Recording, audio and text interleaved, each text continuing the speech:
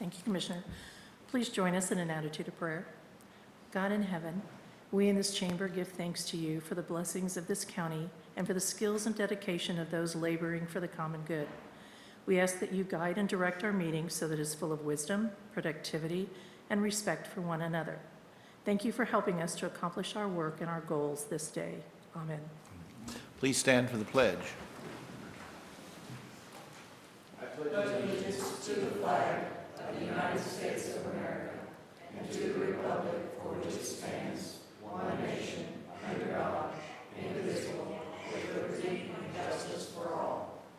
Thank you.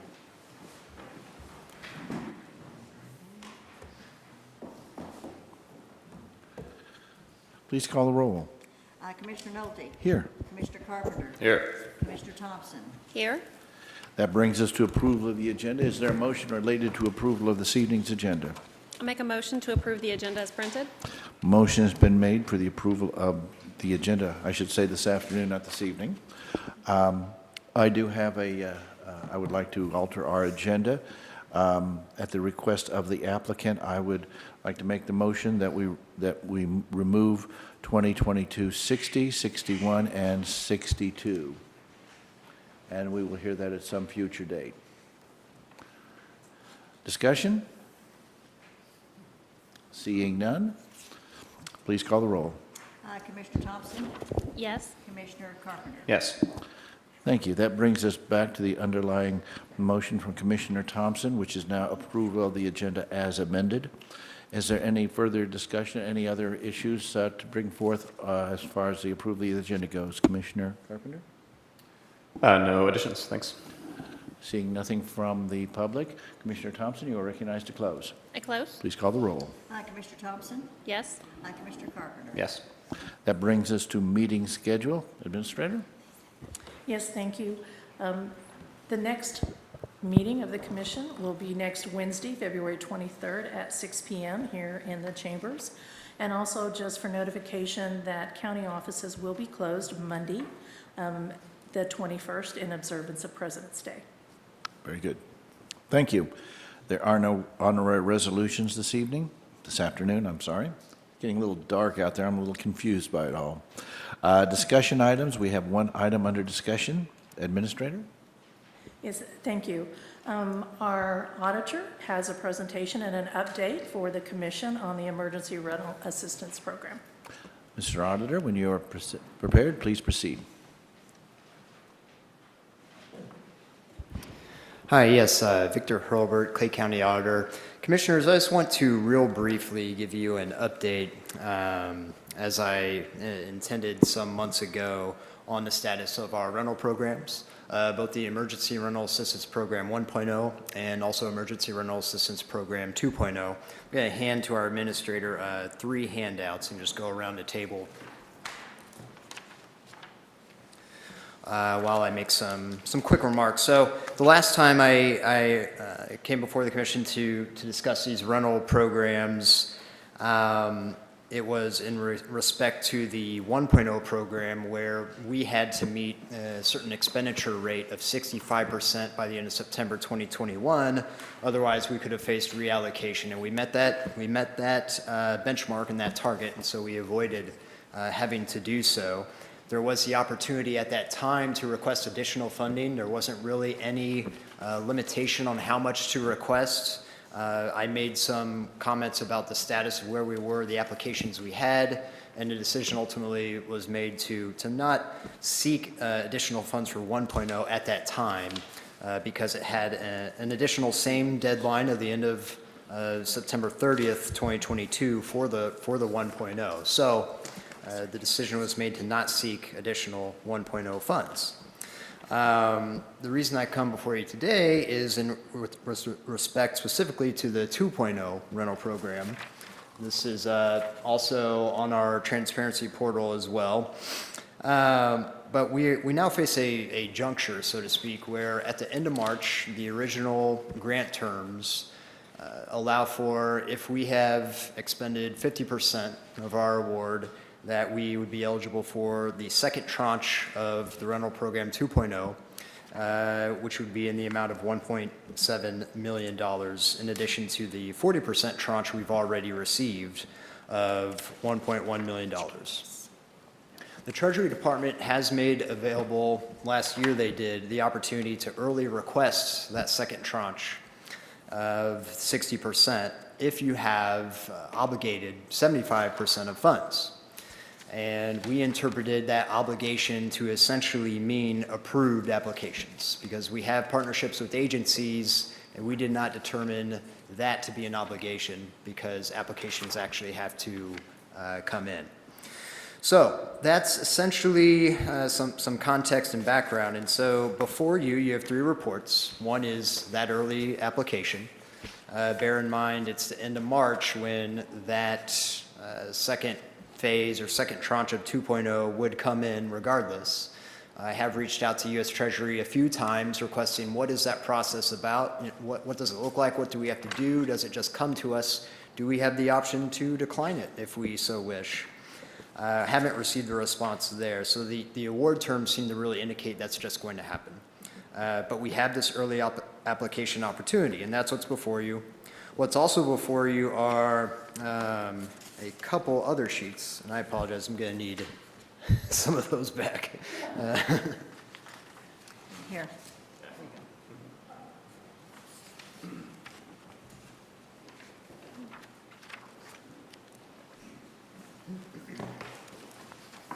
So just a reference, as you see, we have these on our transparency portal too, but this is kind of the mid-month. I update that monthly. And for the 1.0, we've made great progress, $3.1 million, 621 households served. You can see the zip code breakdown as well. That's essentially 97% of our award. Remember, the 1.0 bucket is 90% program, 10% administrative costs. 2.0, it's 85% program, 15% administrative costs. That's where we are at 1.0. With 2.0, we are at 779,000 and 194 households served, and that represents essentially 79% of our 85% bucket. However, of the total award, it's 67%. And when you look at the opportunity to apply for those additional funds, you really interpret it by way of how much you have budgeted for admin as well as how much have you expended for program. So needless to say, we're getting very close to, likely within a week, feeling comfortable with that 75% application to sign it if the commission sees that that's something fit to do. We've already accepted the grant. And that's really what I'm really seeking from the commission today is, do we feel comfortable going forward signing that early application, even though really it just buys us about a month at best. That's really kind of the guidance I'm looking for. As you can see, the 85% bucket was 972,000. We've spent 780,000, so we still have some money available to get us there. But the agencies are on a different path. So some are already out, some still have funds. So some agencies will just be waiting, essentially. That's really kind of the discussion I wanted to have. Again, just as a reminder, the rental programs, 1.0 was born out of the Consolidated Appropriations Act, end of 2020 for 2021. We were eligible by virtue of having over 200,000 citizens. Payments go to tenants and utility providers for those tenants in Clay County who meet income thresholds and are behind on rent or utilities due to COVID. And 2.0 was from the American Rescue Plan Act and continued that, but in a second version, just as a reminder. So that's really the point I'm at. The reason partially the status of where we are, but also the agencies want a little more, in having our weekly meetings, want some kind of certainty of where we're going and decision. Like I said, from everything I can tell, the 60% comes regardless. It's just, do we want to early apply? So with that, I'll stop talking. I'll open up to any questions or comments. Yes, something that obviously is a different subject, but the recovery plan monies, there has been some as the program has evolved, there have been changes in qualifications, what qualifies and what doesn't. This program is clearly a bit more focused on rentals and on utility payments. Has there been any appreciable difference in the requirements, 2.0 money as opposed to 1.0 money? Not particularly. It's still the AMI, area median income qualification, have to be below, and that you see that on your report there, have to be below 80% area median income. You have to document that you are in fact in arrears, and the landlord has to countersign to that fact to attest to it. The only real difference in guidance from 1.0 to 2.0 really spoke to, actually documenting it was due to COVID. 2.0 did provide a little more flexibility of, during the pandemic, because there might be situations where maybe someone didn't get COVID and they're behind on rent, whereas someone got laid off, but didn't have COVID. So there was, that difference, but we've really applied the same protocols as 1.0, just from an administrative standpoint. We have, with the agencies and in United Way and coordinating the efforts in our policies and procedures, limited it to a maximum of 12 months in arrears, even though 2.0 allows for an additional 3 months on top of that. And the agency's approach have been to, if they have someone who applies for a second time, they go to the back of the line. They serve those who have, applied first, unless it's an eviction case. And also, they have also made efforts to, offer job opportunities for those who apply the first time as well as the second time. So that's really been kind of the focus here, how we've dealt with it here in Clay County. But again, it's really a program focused towards the landlords more than anything, because the tenants aren't getting direct payment. But as far as the guidance itself, that's really the only change. Has it, obviously, there is the availability to work with the rental part. Has the part that would help people out when it comes to utilities been utilized as much as the other, or are they pretty much on a parity? Somebody who seeks the rental assistance is also seeking assistance related to their utility bills, or is there any kind of a drop-off that you've seen? I don't have it right in front of me as far as the breakout between, rental dollars versus utility dollars. Can provide that. I would say in general, it's usually both, but not always. But yeah, there's usually, a month's of utility and then rental arrears. So yeah, it's usually both. I kind of assumed so, but I wasn't sure if at some point maybe a number of the applicants were aware of the rental, but not necessarily the utility, although I assume that when they make their application, they are made aware of the utility option as well. I assume so. Yes.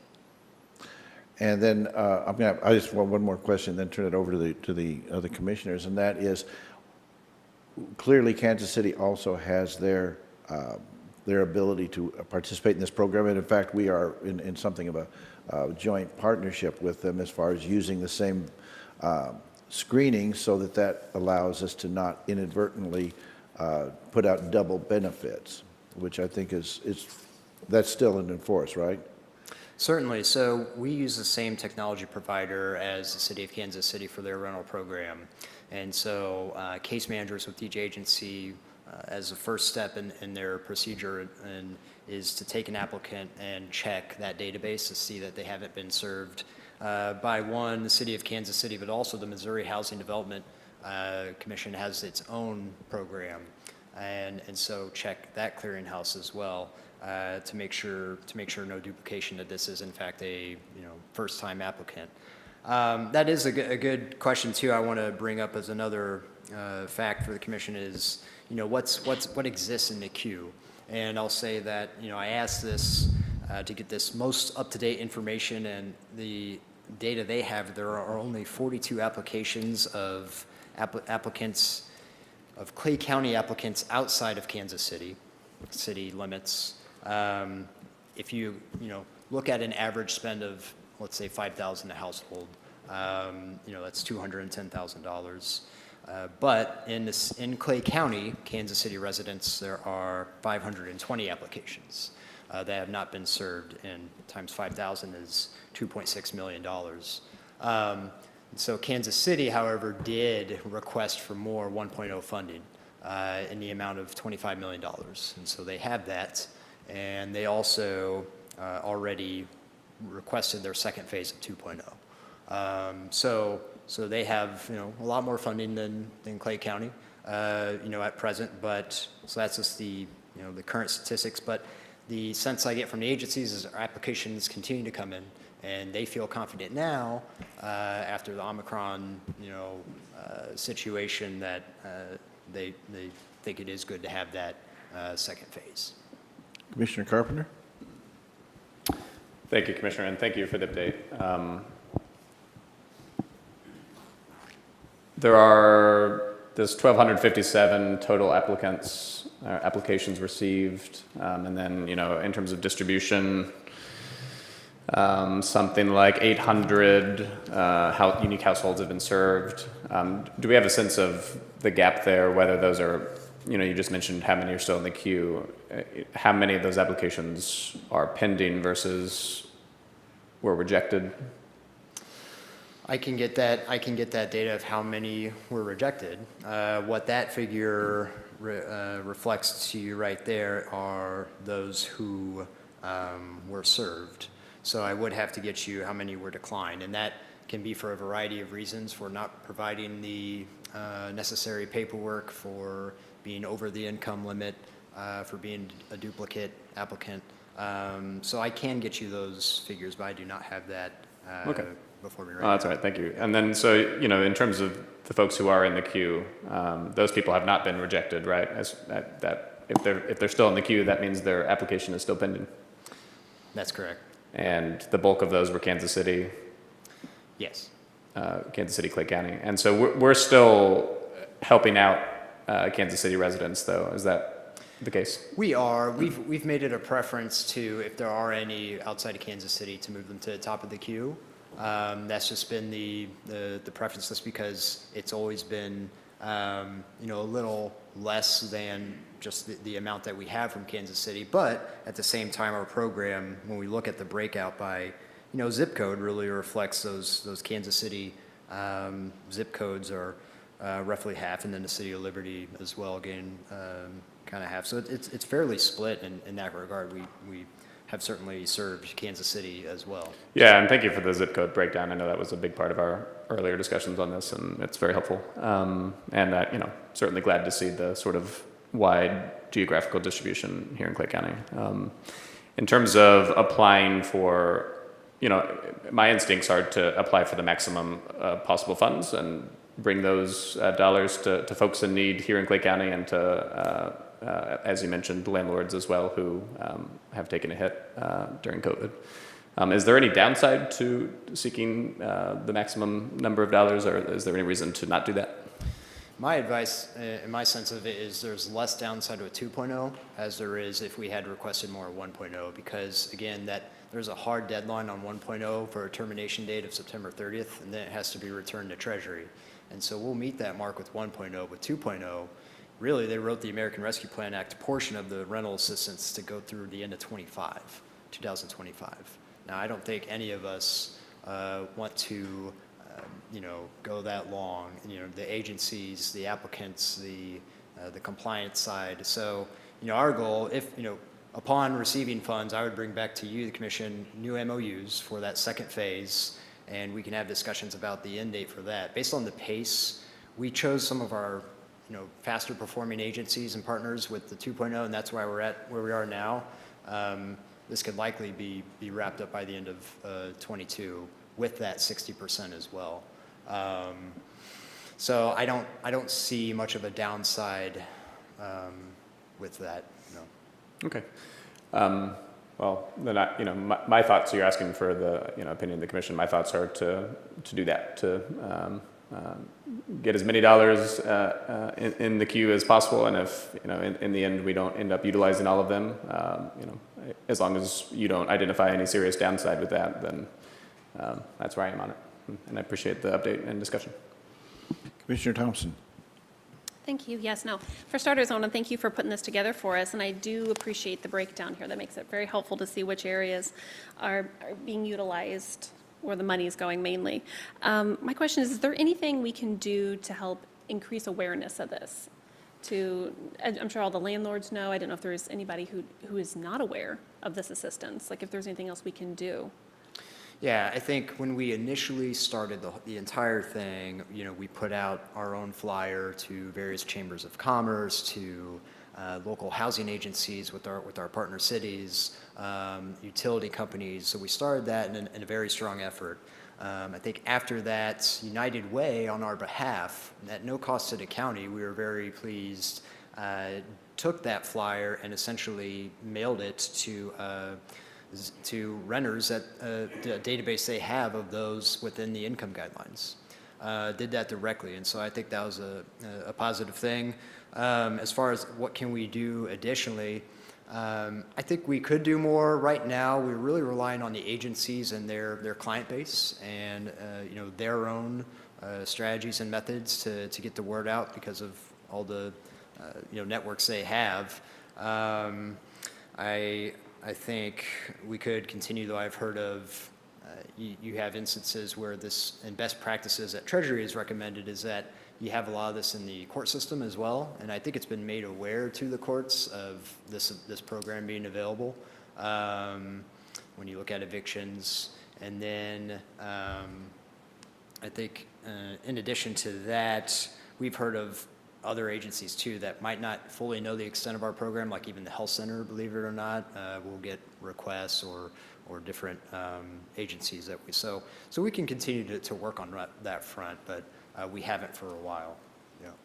Okay. No, I think that would be good. It just seems to me that since we've been onto the second tranche of it now, the 2.0, and we're getting ready to, we're having a discussion about re-upping to get more funds for that. It just seems like that 1275, it just seems low. And I would think that there would be more people who would be able to benefit from this. And I want to make sure we get the word out for that. And as Commissioner Carpenter pointed out, I'd be curious to see how many of those are still waiting to receive funding on that. So, so I would also be in favor of moving forward and making sure we're getting that money and getting that distributed out to our citizens. So, but thank you so much for putting it together. This makes it, I like little charts with all the numbers. It makes it very nice to look at. So thank you. I just had a follow-up question from Commissioner Thompson's point, and that is, if we were to go forward with promoting, to do more promotion of it, is there money available within that fund that could be used for the promotional purposes, or has that portion of the money been expended as far as the administration? I assume it would fall under administrative costs that we could tap into some of that money to promote it, and I'm just wondering if there is money available within that part of the fund. There is. There are some unobligated administrative dollars after the contracts with the agencies that we could utilize. There's been some discussion of what more we could do with that. Some of these agencies have their own single audit costs and other costs that we've discussed about covering. But I think there is still, to answer your question, yes, enough to do a small type marketing spend. And then with the 2.0, again, if we get the second phase, it's 15% of that new amount. So there's even more administrative dollars that after we make our contracts with those agencies could be utilized again for that same purpose. Okay. And just for information, could you go ahead and just recite some of the agencies that we're working through? I'm not sure I could come up with the entire list since we've already we've done that some time ago, but we are dealing, of course, with some very professional organizations when it comes to the administration. Yeah, there we are. absolutely. Great. Pulled it up here on the screen. claycountymo.gov/ERAP. Tenants and landlords can visit there, /transparency/ERP, or our staff figured out a way to just do claycountymo.gov/ERAP. So that's very helpful. The blue button there is for tenants to sign up to fill out the application, and then the next one is the landlord referral form, the second blue button. And then at the bottom there, you can see our partner agencies, Community Action Agency, Kearney Enrichment Council, Metro Lutheran Ministry, Northland Healthcare Access and Guadalupe Centers. And I'll make sure to note United Way as well has assisted us with assisting tenants, but also if you call 211, they can give you direct assistance, schedule an in-person visit if you don't have technological means, and coordinate that for you. And they provide this to us as part of their contract. And then lastly, we're looking at a deadline of end of March to make application for these funds. Is that correct? My sense would be, based on what I've heard today, within a week, we could submit that application before you. I think presiding commissioner signed the grant acceptance, so I would come to you for that as the authorized signatory, and rather than waiting until the end of March to figure out what Treasury's process is.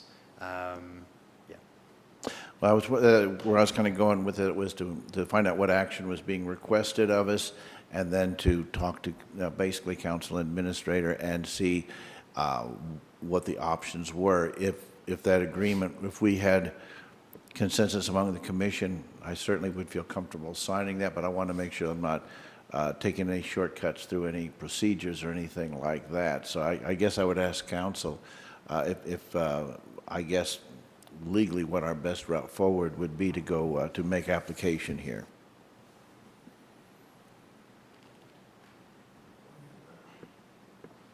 Don't forget your mic. Well, if we're going to make application, I think really the approach would be that I'd work with the auditor's office and get it put together and just get it prepped for the commissions for final review. But I mean, based on the conversation, it sounds like the application, everybody's ready to go forward and everybody's comfortable with it. So I'm pretty comfortable we can get it done really, in very short order. So really, I guess the way to look at this is, since we seem to have, and I think we need to verifying we have commission consensus, we instruct you guys to go forward with this, and then at the time that it is prepared, I don't know if we can certainly run it by all commissioners, and then if there's no objection, I can go ahead and sign it. We can be down that road. Does that sound reasonable? Yeah, and again, we'll take a look at the documentation to make sure that what the downside is to the county, and if there is a significant downside, we probably would want to bring it back here just so you understand that risk. Mm-hmm. If it looks like there isn't, I think there's enough consensus here to get it, move it forward. Okay. I would ask the commissioners, is there consensus to go along those lines? Yeah, no, absolutely. I think we all agree. Thanks. Yes. Very good. In that case, that will be, unless there's any other objection, let's figure on going forward with that. And I'm assuming staff feels comfortable with the level of instruction to go forward? Yes. Very good. Yep. Very well. Is there any other further discussion on this item? Very, thank you very much, Mr. Auditor. That brings us to public hearings. There are no public hearings listed. There is nothing on our consent agenda. That brings us to our first item, which is 2022-50. Administrator? Yes, Resolution 2022-50 is a request of the Commission by Clifford and Rita Tenpenny regarding some penalties with regard to their property tax. Mr. and Ms. Tenpenny are actually visiting us by phone and can present their information to you. Also, our collector, Barbara O'Reilly, is in the audience and can answer any questions that the Commission may have. Very well. Before we get started, as we are preparing to hear from the applicants by phone, I just want to remind everyone here that if you care to comment on any items, please make your way up to the podium. Make sure that the green light is on, state your name, and speak clearly into the microphone, and we will proceed from there. As I say, make sure that we're on the subject that you want to speak on, and then come on up, and we'll certainly be happy to hear your comments and your thoughts on whatever matter we're considering. Okay, Rita, you can go ahead. Okay. Go right ahead. What am I supposed to do? Oh, you are now on microphone, so if you want to go ahead and make your presentation before the commission, certainly feel free to go ahead.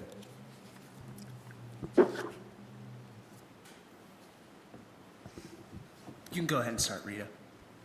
Oh, so am I supposed to say why I'm here, or?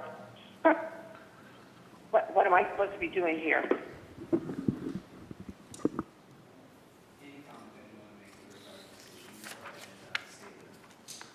Oh, okay. Well, the issue is that we had mailed in our taxes. I mailed this check I mailed our real estate tax and our personal property tax on the same day in the same envelope. So I waited for the check to clear, and the one check for the personal property tax cleared on 12/29. So I saw that in my checking account that had cleared. So I kept waiting for the other, the personal or real estate check to clear. And it hadn't cleared. So I waited, and I was thinking, well, maybe it was in another stack, and it was just waiting to be posted.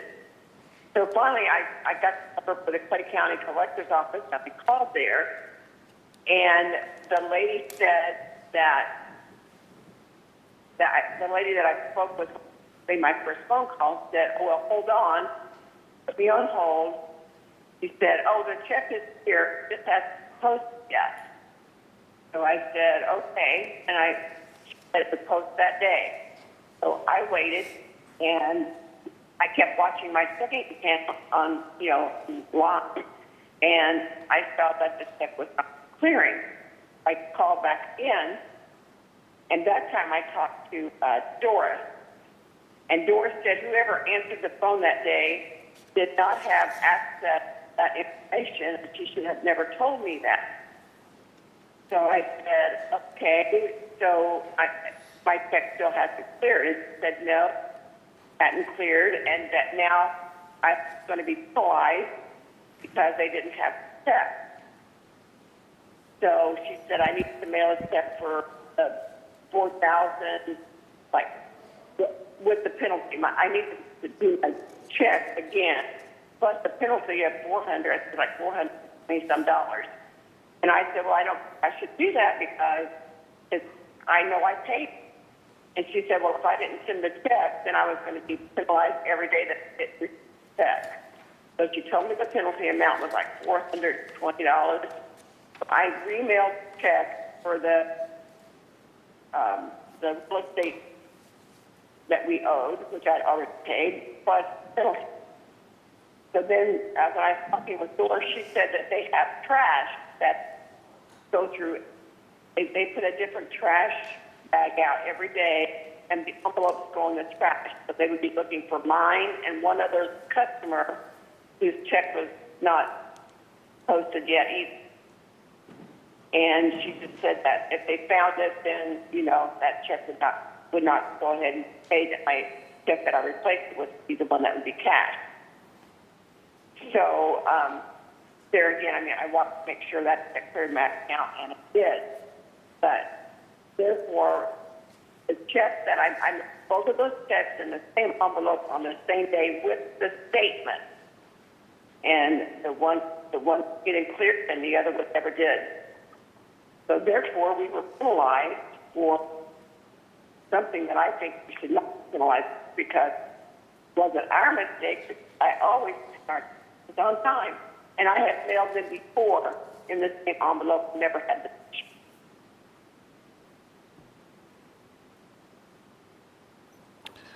Thank you very much. Are there any questions from the commission? Commissioner Thompson? My only question would be, is when did you decide to call the collector's office to report that your check has not come through the bank? I can't hear that. Just translate. Yeah, that's fine. So they want to know.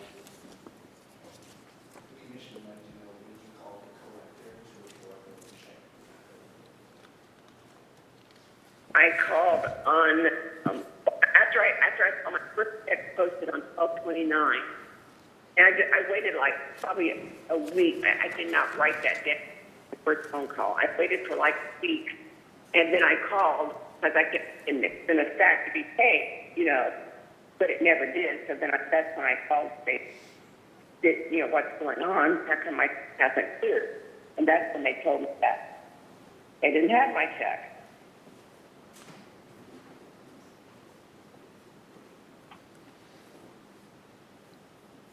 I don't know if I got The lady told you that it's right here, she posted. Right. Yeah, that's when the lady told me that it was there and they were going to post it.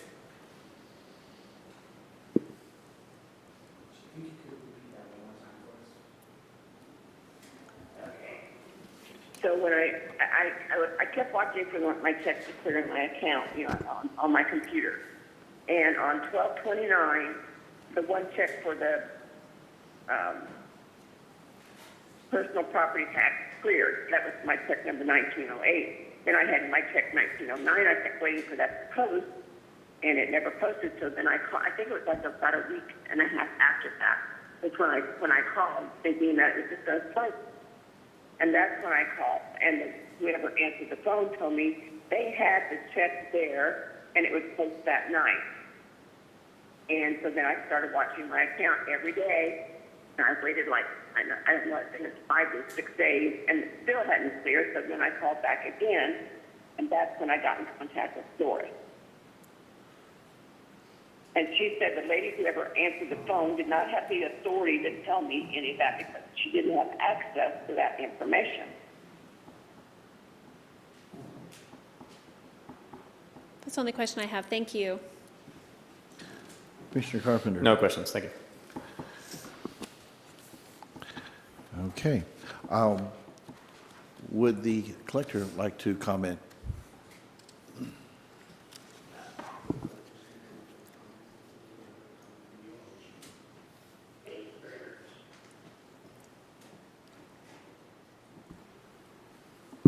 Barbara O'Reilly, Clay County Collector. As Doris stated, the phone people would not have access to any kind of payments, checks, or money. I don't know what that would have been or who would have told her that. Could you speak a little bit more into your mic, please? Thank you. I legally cannot remove the penalty and interest, and because it didn't show up, and like I said, we've been through the bank and we checked with the bank and they didn't find it, and I legally can't. It's up to the commission now if they wish to remove the penalty and interest.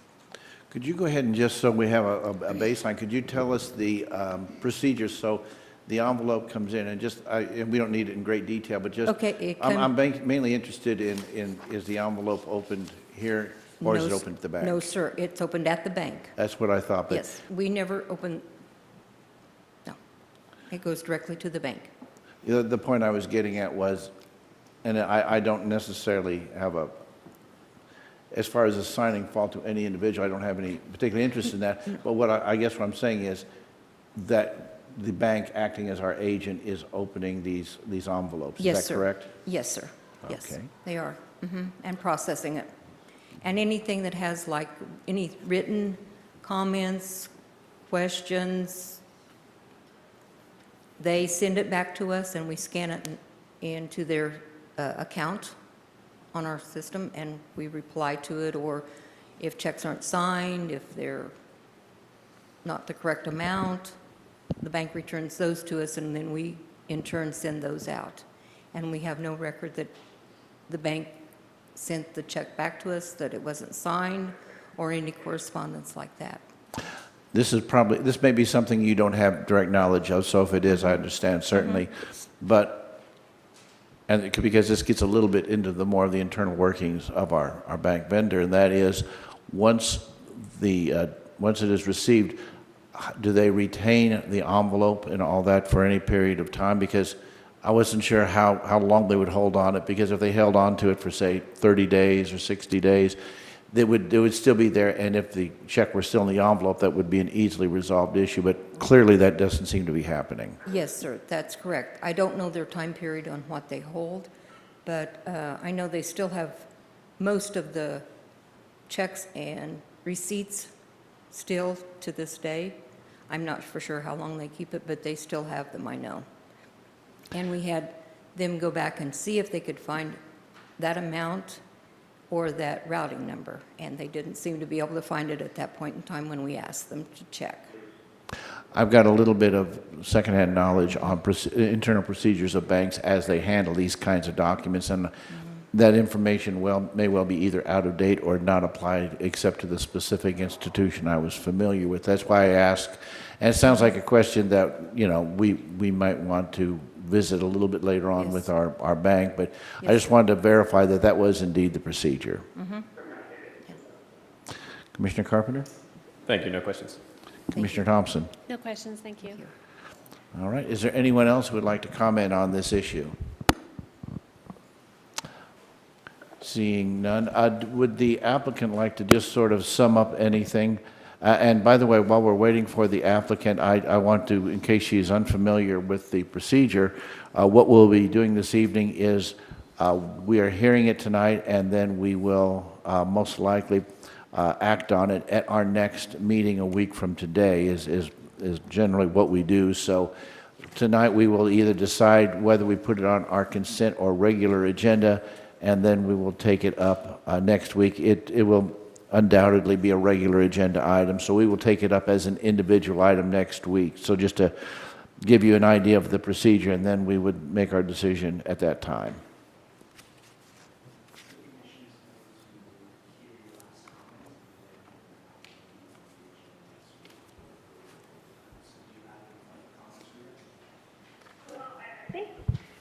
I wish I was there and not out of state.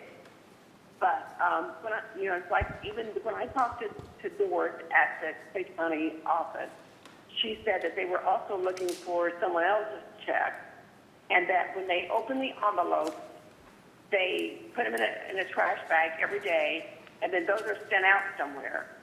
So they were going to try to recall the trash to go through there to see if they happened to miss the second check that was in that envelope.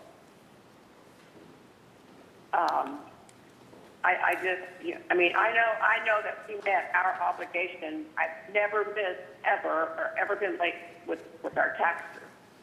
So I just know that I put in 2 separate checks with the statements in the same envelope, and they were mailed together that day. So, you know, I feel like we met our responsibility, but somewhere within the Clay County Collector's Office, there's a mistake, and we're being penalized for that.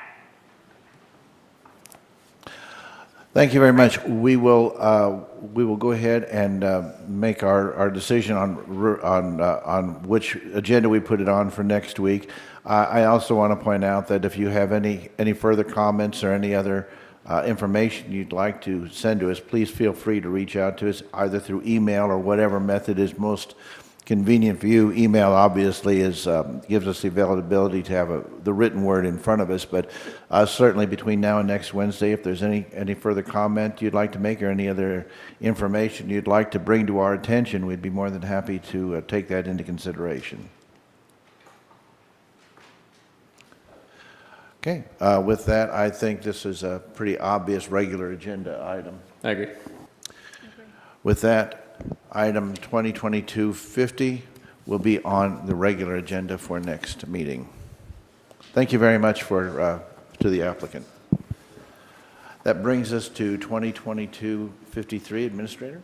Yes, excuse me, Resolution 2022-53 is a request for consideration by the Commission for an emergency purchase with Answer Kansas City, which is a phone answering service that assists the collector's office. And our collector, Barbara O'Reilly, is here to provide additional information to the Commission and answer any questions. I do believe that there is going to be a request for an action on this particular item this evening. Please proceed.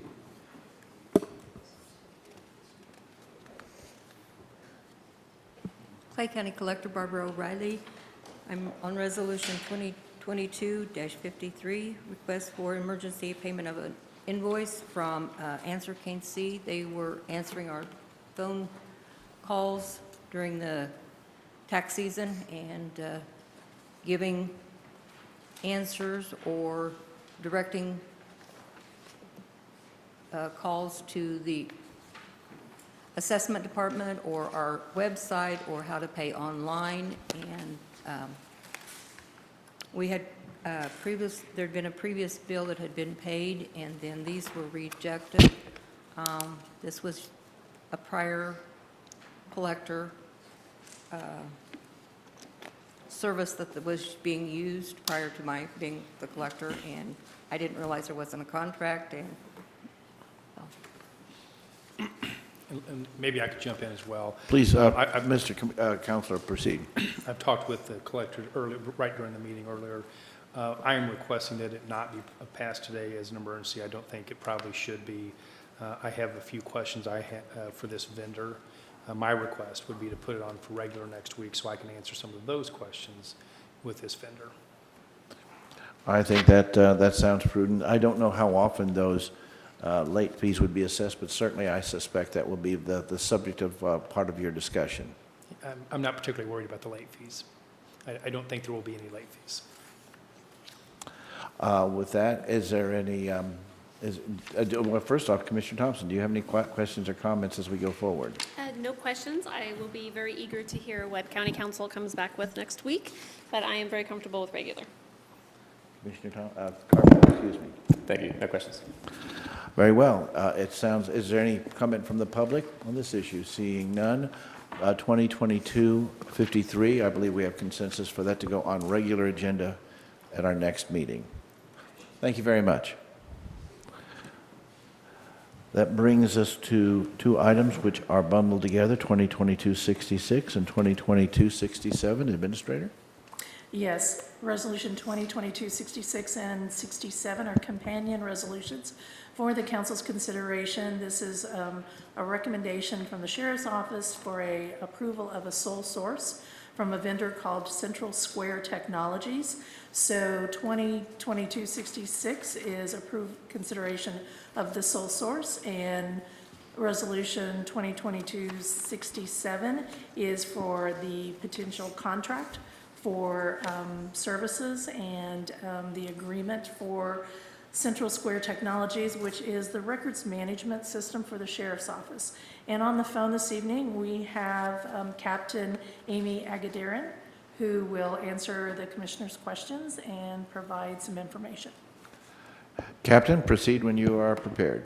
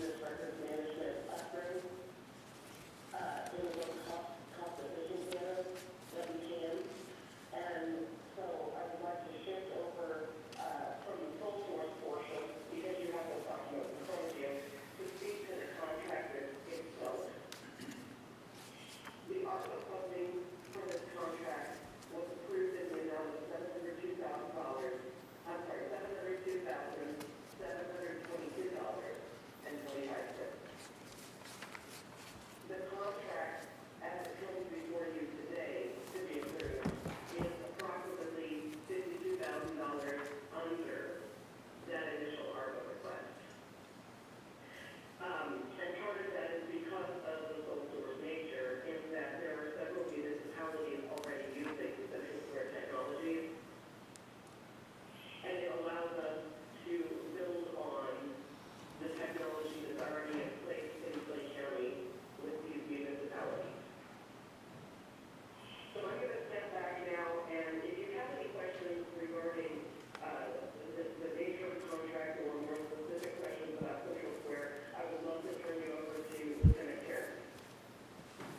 Is there anything you'd like to add before we go to questions? No, I think she covered it. Like she said, there's municipalities within Clay County that we would be joining with if this is approved. Excelsior Springs, Liberty Fire, Gladstone Fire, Kearney. So I think it'd be a great opportunity for us all to be sharing the same database and intelligence, and just increase our ability to work with one another efficiently. That was one of the points I was about to bring up, was it seems to me that this allows a greater seamless, or I should say a more seamless communication between the different law enforcement agencies to transfer information and therefore act more effectively, more efficiently. Very well. Commissioner Carpenter, do you have any questions? No, other than to thank Captain Agdurian. We obviously already discussed and approved this item previously. I'm glad to hear that we saved a few bucks in the interim, and look forward to moving forward with the contract. Commissioner Thompson. No, I agree. I think this is a great thing to move forward with, and I feel really comfortable with it. I will say I'm really missing Captain Agdarian coming to the meetings, so she hopefully will coming to join us soon. But yes, I feel very comfortable moving forward with this. Very well. Did we have an additional person who would like to testify on this? This is Damon Marquis with Central Square. Yep, I'm here with Central Square Technologies. My name is Damon Marquis. I've been working with the Sheriff's Office now for a couple of years, and as well as the other municipalities that are mentioned for you. So just here to answer any questions that you would have as it relates to the technical functionality of the system, or anything in the way, very generically as it relates to the contract or sole source. Commissioner Thompson, do you have any? No questions. Thank you. Commissioner Carpenter? I do not. Thank you. Thank you for having me. Thank you for making yourself available to us.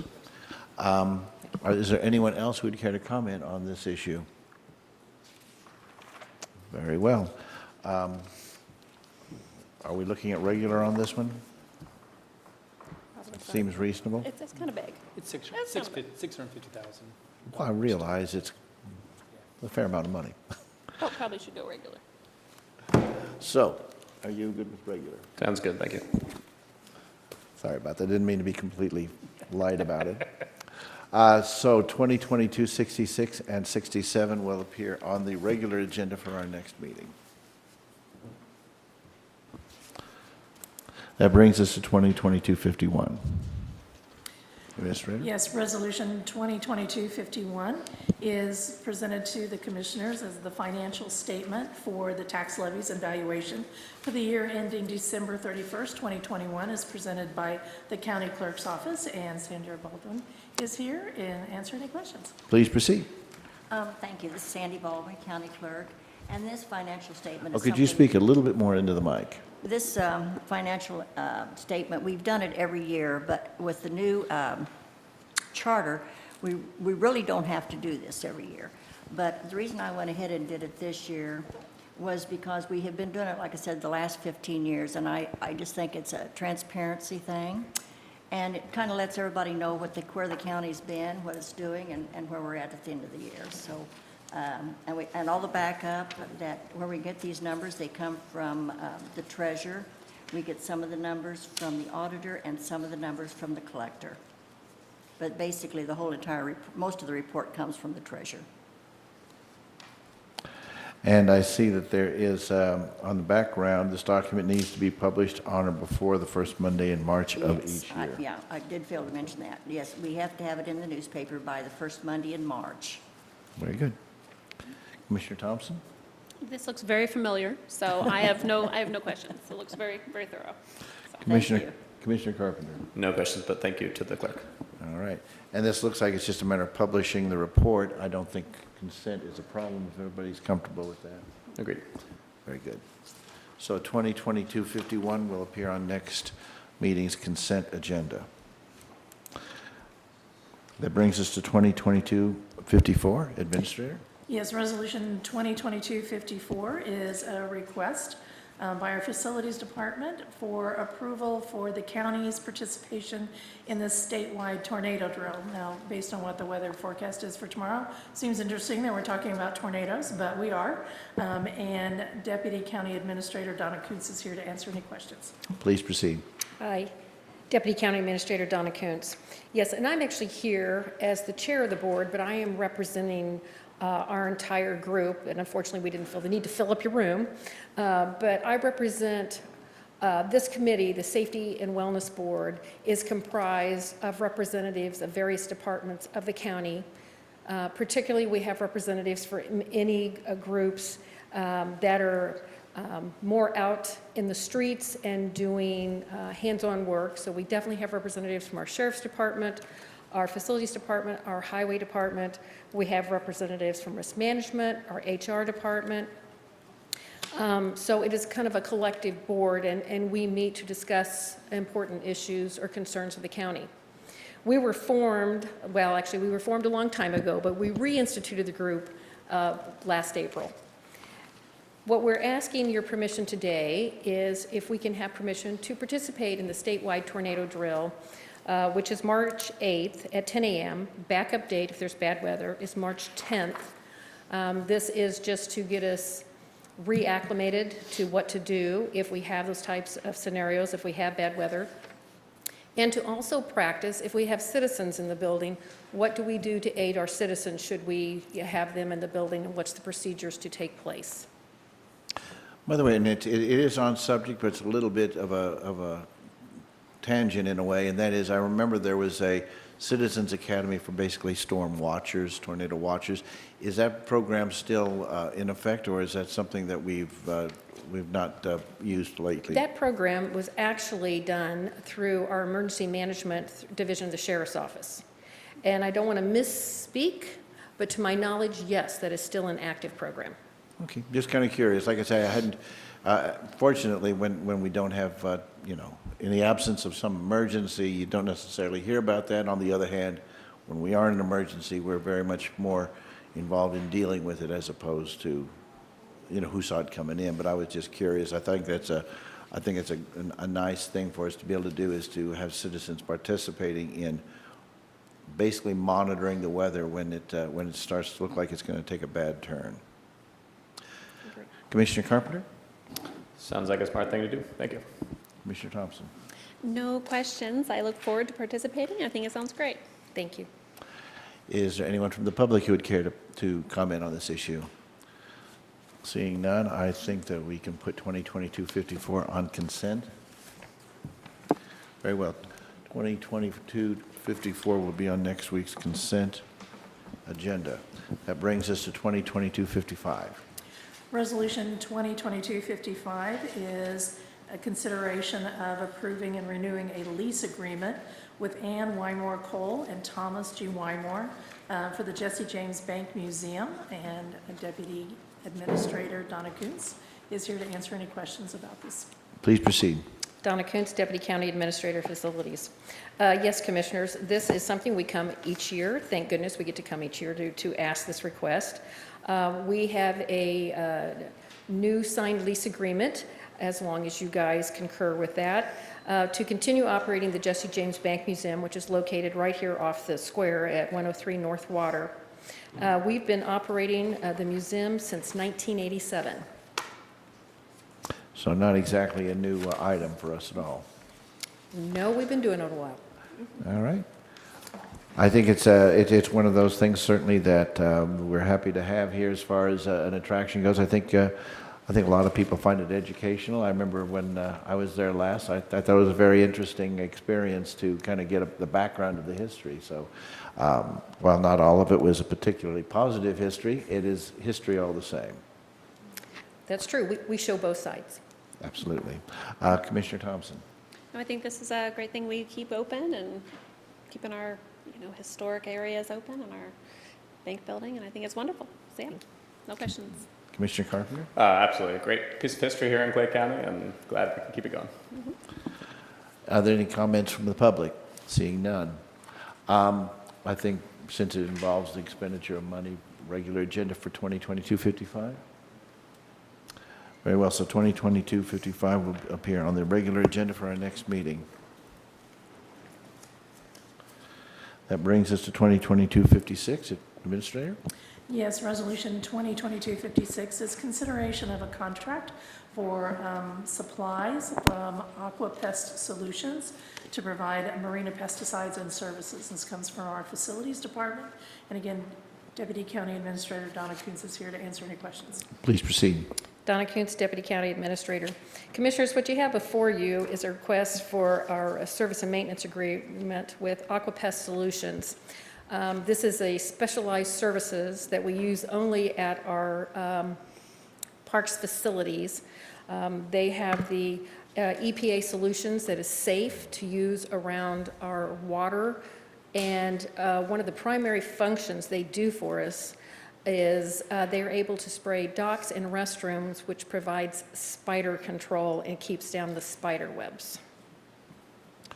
Yeah, it wasn't too many years ago that we had quite an issue with spiders out there. I was getting a lot of calls from people who, oddly enough, didn't see fit to share the docks with the spiders.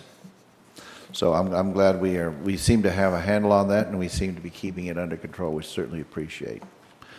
Commissioner Thompson? No questions, thank you. Commissioner Carpenter? No other questions, thanks. Any comments from the public? Seeing none, if everybody's good with this, we'll put 2022-56 on next week's regular agenda. Works for me. Very well. 2022-56 will appear on the regular agenda at our next meeting. That brings us to 2022-52. Yes, Resolution 2022-52 is consideration of a proposal to engage Gilmore and Bell for their services for compliance with post-issuance that's required. And this is brought before us by our County Councilor, Kevin Graham. Please proceed. Yes, good afternoon, Commission. Gilmore and Bell for years have been our counsel and for a number of finance-related issues, including bond issues. This is an agreement for $7,500 over a 5-year period, so $1,500 a year for them to essentially keep us in line on all these issues. Certainly would recommend it. Again, and this is, I wouldn't say renewal, but this is something that's been done for years. And we have a long-standing relationship with Gilmore Bell. We do. And on occasion, this specific agreement has come in essential when Congress passes some change to the tax law that affects our bonds, and we've had to have a kind of immediate responses to that. Very good. Commissioner Carpenter? No questions, thank you. Commissioner Thompson? No questions. Are there any questions or comments from the public? Seeing none, 2022-52, I think our regular agenda, if that's acceptable to everybody? Yep. Very Very well, so 2022-52 will be on the regular agenda at our next meeting. That brings us to 3 companion items, 2022-57, 58, and 59. Yes, resolution is 2022-57, 58, and 59 are all companion ordinances regarding rezoning, preliminary plat, and final plat for proposed subdivision entitled Schmidt Hills. Our Planning and Development Manager, Kip Jones, is here to do a presentation and answer the Commission's questions. Please proceed. Kip Jones, Planning and Zoning Manager. So this is a rezoning preliminary and final plat for Schmidt Hills. We've got the property pulled up on the screen so you can see the area. It's in the color here.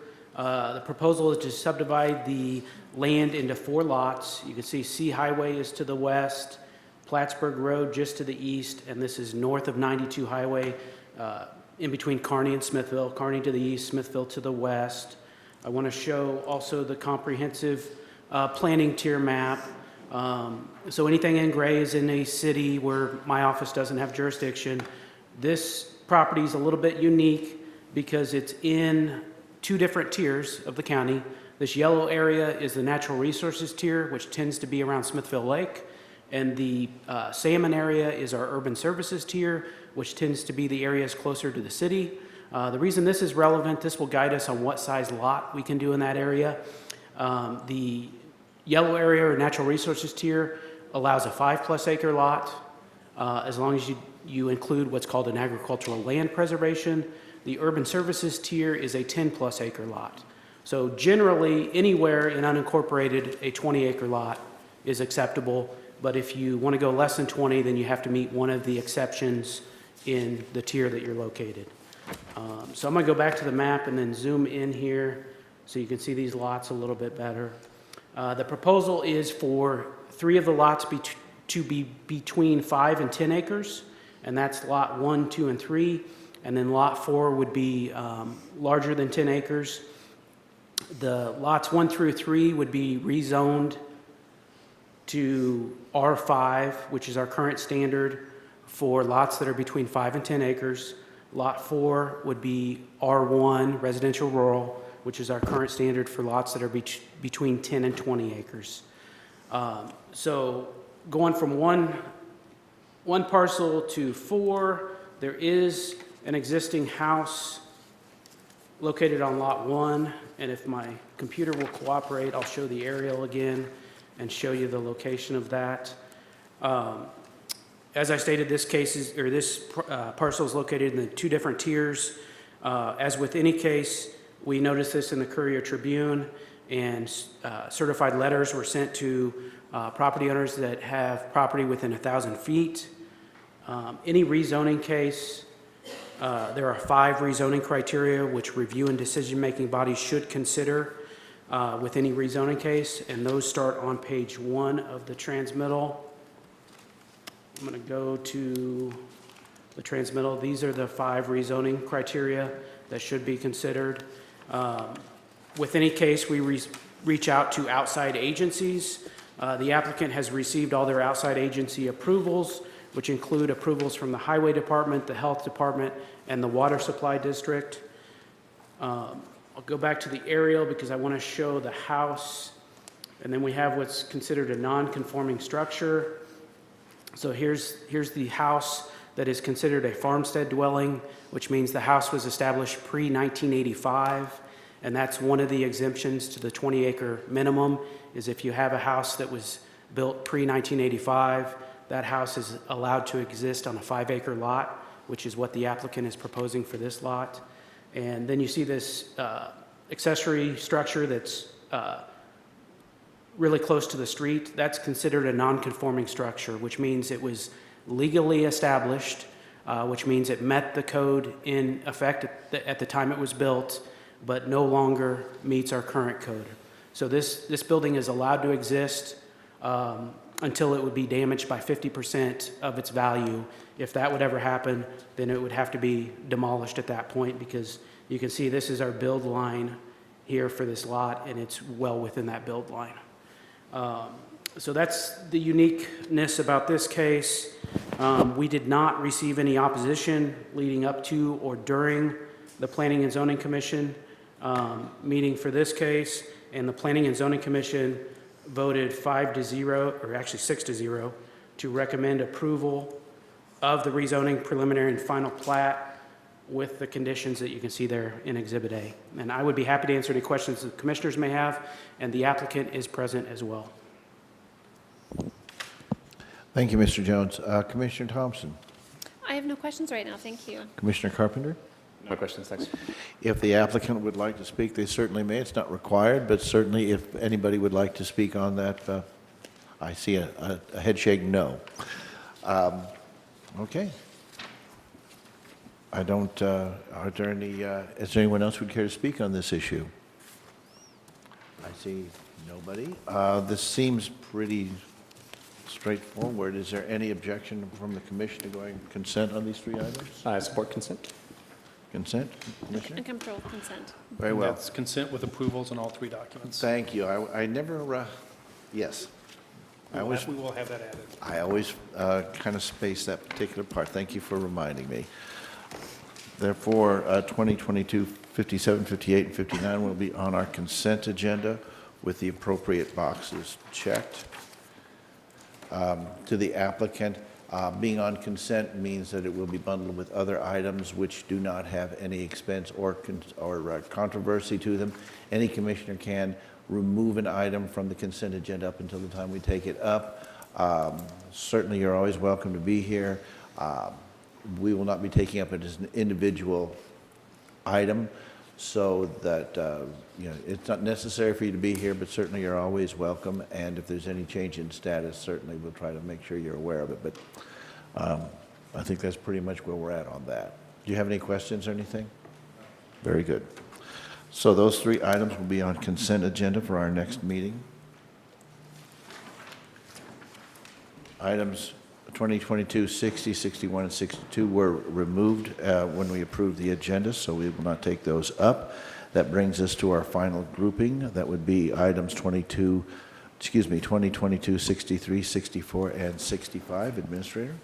Yes, resolutions 2022-63, 64, and 65 are companion resolutions for the rezoning, preliminary plat, and final plat for the proposed Cardinal Hill Estates subdivision. Planning and Development Manager Kip Jones is here. He'll do a presentation, answer any questions. Please proceed. Kip Jones, Planning and Zoning Manager. So this is a rezoning, preliminary and final for Cardinal Hill Estates. It's approximately 133 acres. Again, I've got it pulled up on the screen. This proposal is to divide it into 8 lots. You can see lots 8 through 3 are proposed to be 20-plus acre lots. Lot 2 and 1, Lot 2 is a 5-acre lot, and Lot 1 is roughly 8-acre lot. I'll zoom into those, but I want to show the planning tier map again. So this is kind of north and east of Liberty in the green area, which is our rural low density tier. Again, as I stated with the previous case, 20-plus acre lots are allowed in any tier as long as they meet all of our other requirements. In the rural low density tier, there's an exemption for 5-plus acre lots if it's either a farmstead dwelling or if you include agricultural land preservation. So I'll go back to the aerial and I'll zoom in to give you a little more detail. And before I do that, this is H Highway to the south. This is the old Liberty Hills Golf Club that was recently in front of commission that's scheduled to be developed here to the south and west. And then let me zoom in. So as I stated, this is for 8 lots. 6 of the lots would be 20-plus acres. The 2 lots on the north side would be 5-plus acres. One of them is considered a farmstead dwelling because it has an old residence on it. Lot 2 does not have a farmstead dwelling, but it does include an agricultural land preservation. So it's staff's opinion that all of these lots meet our requirements. And you can see there are some smaller lots across the street here that match the 5 and 8 acre lot. So I think that's a good transition going from the small lots to the larger 20-plus acre lots. This case was also noticed in the Courier Tribune. Adjacent property owners were sent certified letters. It has the same 5 rezoning criteria that any rezoning case has. As far as outside agency approval, this one's a little bit unique as well. So we have 112th Street, which is on the north side, and then Crockett Road, which is on the east. Crockett Road is a gravel road. So the Highway Department has requested that the developer be responsible for widening and double chip sealing Crockett Road along the frontage of his property. So basically from Lot 8 to the south, all the way to that intersection, the developer is going to be responsible for that work, or they will pay the Highway Department to fund that work. In addition, the developer is also responsible for some grading up at 112th and 112th and Crockett. It's my understanding that that intersection is not the safest intersection.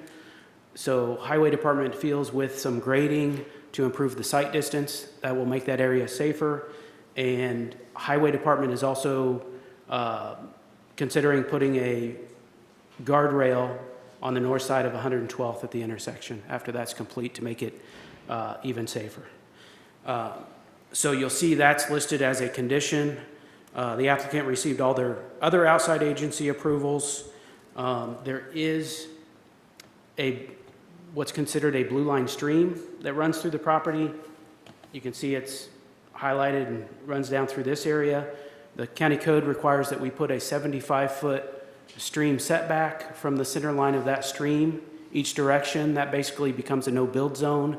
There will also be a note on the plat that says there shall be no clearing, grading, or scrubbing of that area unless approved by the Planning and Zoning Department. That just keeps somebody from going in there and knocking down all those trees. It's an effort for us to protect some natural vegetation in that area. So we did receive opposition to this case during the Planning and Zoning Commission meeting. A lot of those concerns were about this being the start of additional development in this area. There were concerns about subdividing farmland, traffic and road conditions, the safety of the current roads, and preserving the wildlife. There were also comments made that by a couple citizens that they did not oppose the 2 small lots, but they did have opposition to the 20-plus acre lots. The Planning and Zoning Commission asked for additional details on the improvements that would be required at 112th and Crockett. They also indicated that they thought this development met all of the county's regulations, fit well with the surrounding properties, and would make it much more likely that this property could not be subdivided again in the future. And I would concur with that. You can never say never that this couldn't be developed again, but by them doing these 20-acre lots, they have less than 600 feet of road frontage. Our normal standard for road frontage is 300 feet, so there's not enough road frontage left in these large lots to be able to subdivide them easily. The Planning and Zoning Commission also made comments that they were glad that improvements would be made to improve the safety of the intersection and the improvements to Crockett Road. Comments were also made that they felt this was a perfect use for the property, and the developer, by the current county standards, could have chosen to go smaller on the lots. Currently, the county code says if you're proposing 5 or more lots, that subdivision should be served by an interior street. So if it was feasible to go in there with an interior street, then we could have been talking about 5+ acre lots on septics and quite a few more lots in this area if they had chose to do that. So the Planning and Zoning Commission voted 6-0 to recommend approval, and I'll show the conditions because there are several conditions which include the road improvements shall be paid in full or completed before the recording of the final plat as determined or approved by the highway administrator, and then some other minor changes to the recording copy of the final plat. I would be happy to answer any questions the commissioners may have, and the applicant is present as well.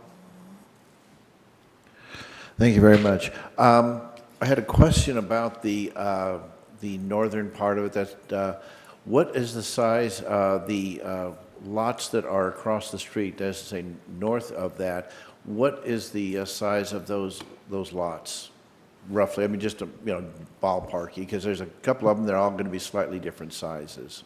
Let my map update here, and then I'll click on a couple of them because I don't want to tell you wrong.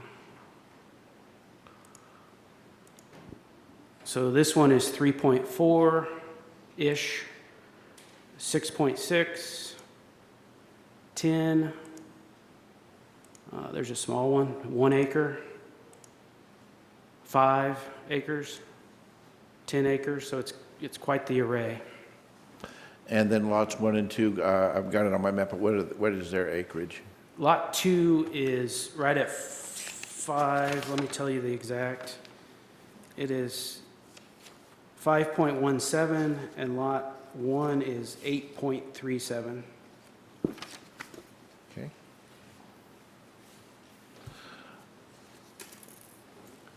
And is there, I'm kind of curious, it's the reason, because we've got a lot of, horizontal lots there, and then we have lots 1 and 2. Why are they divided differently? Is there a reason that, clearly the stream is running through there, but. Yeah, I think they followed that stream and thought that would be the natural barrier. Sometimes we have issues with if somebody owns a section of land across a stream that they don't have access to, that just creates unusable land. So I think that was the purpose, to go along that center line of that stream. Okay. And the lots to the north, I assume, are they appear to be residential.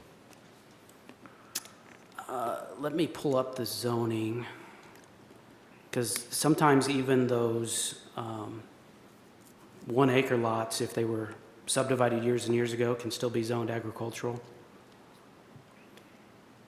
And it'll take just a second for it to update, hopefully.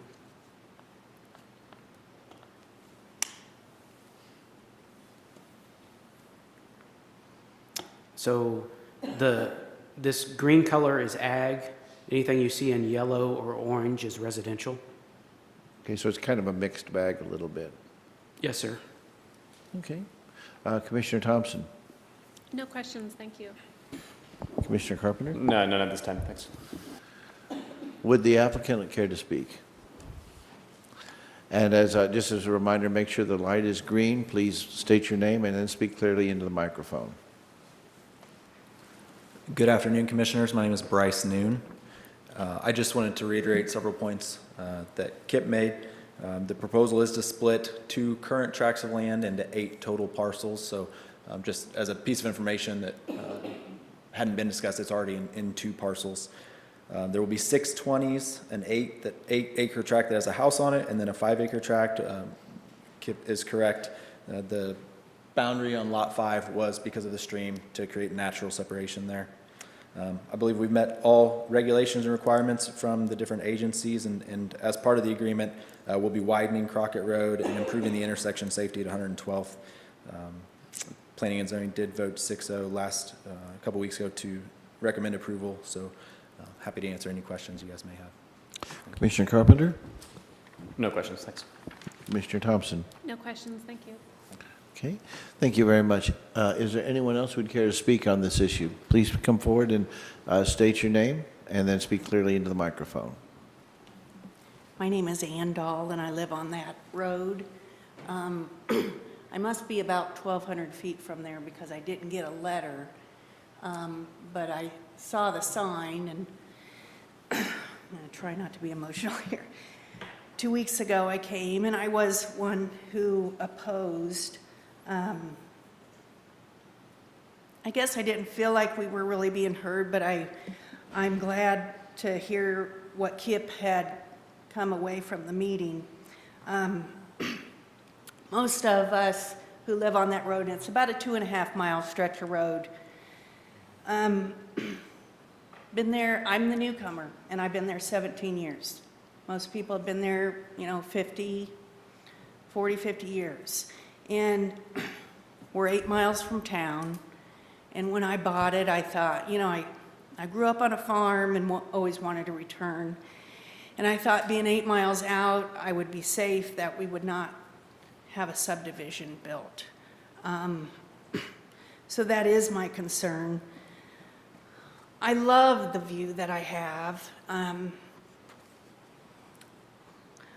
was really upset after the meeting because I felt like there was one member of the committee who scolded us like children because we wanted our rolling hills and cattle. And his comment was, well, if you want your cattle in rolling hills, then maybe you should have bought it. Well, being a retired educator, $11,000 an acre is not feasible for me. And I also didn't even know it was for sale. But I thought the comment was uncalled for. I'm a grown woman. I didn't need to be scolded for having an opinion about where I live and what I want to see. And so it was disheartening to have an opinion and to be scolded for it. And yes, it was then added, you should be happy that he's dividing it into 20-acre plots. And I am. And I really hope that it's going to stay at 20 acres and not be divided any further. And I can live with that, knowing, because it's in my view, my sunset, the rolling hills of cattle, that is something that's precious to me. So I am hoping that your word is good, that you will stay at 20-acre plots and not divide it anymore.